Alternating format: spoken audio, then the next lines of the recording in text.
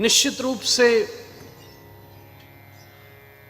एक किसी श्रेष्ठ संकल्प का जन्म लेना भगवान की प्रथम कृपा है। स्वयं शुक्ल यजुर्वेद कहता है, तन्मे मनः शिव संकल्पम अस्तु। मन में किसी एक शिव संकल्प का उदय होना। पहली बात किसी शिव संकल्प का उदय होना, और फिर दूसरी बात उस संकल्प का शिव हो जाना। ये दोनों बात महत्वपूर्ण है। समाज में सबसे पहले तो किसी श्रेष्ठ संकल्प का जन्म नहीं होता, और अगर वो संकल्प जन्म ले लेता है तो कुछ ही क्षण लगते हैं हमें विकल्पों को ढूंढने के लिए। फिर वो संकल्प शाश्वत नहीं होता, शिव नहीं होता, फिर वो संकल्प दृढ़ नहीं होता। प्राण जाए पर वचन न जाई, यहां से राम कथा का प्रारंभ होता है। फिर हम उसमें मार्ग ढूंढने लगते हैं। संकल्पों का उदय उत्साह से ही होता है, और फिर उसे समझ के द्वारा नियंत्रित किया जाता है।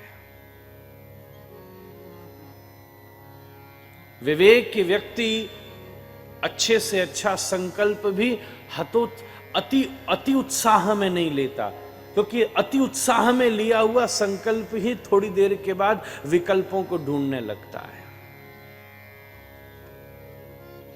तो ठाकुर जी आपके जीवन में सबसे पहली कृपाई कब करते हैं? जब आपके जीवन में कुछ शुभ संकल्प का उदय होता है। ये पहली कृपा का संकेत है।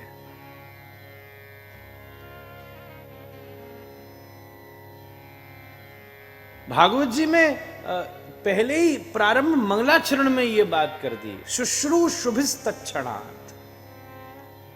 हम कथा बैठकर सुने, आए, उद्यम करें, 3-4 घंटा समय दें, ये बहुत श्रेष्ठ बात है। पर शुश्रूषुभिस्तत्क्षणात्, भागवत जी तो इस बात तक का भी वादा करने को तैयार हैं, अगर किसी ने श्रवण का संकल्प भी किया तो तत्क्षणात्, कल नहीं, परसों नहीं, 2 दिन बाद नहीं, 7 दिन बाद नहीं, 3 दिन बाद नहीं, 9 दिन बाद नहीं, तत्क्षणात्, उसी क्षण विद्यते हृदय ग्रंथिश्च छिद्यन्ते सर्व संशया। हृदय की ग्रंथियों को विद्ध करके परमात्मा अंतःकरण में प्रवेश कर जाएगा उसी क्षण। ऐसा समझिए कि जैसे स्वागत के लिए आपने गलीचा बिछाया है ना, भगवान के स्वागत के लिए संकल्प ही स्वागत का गलीचा है।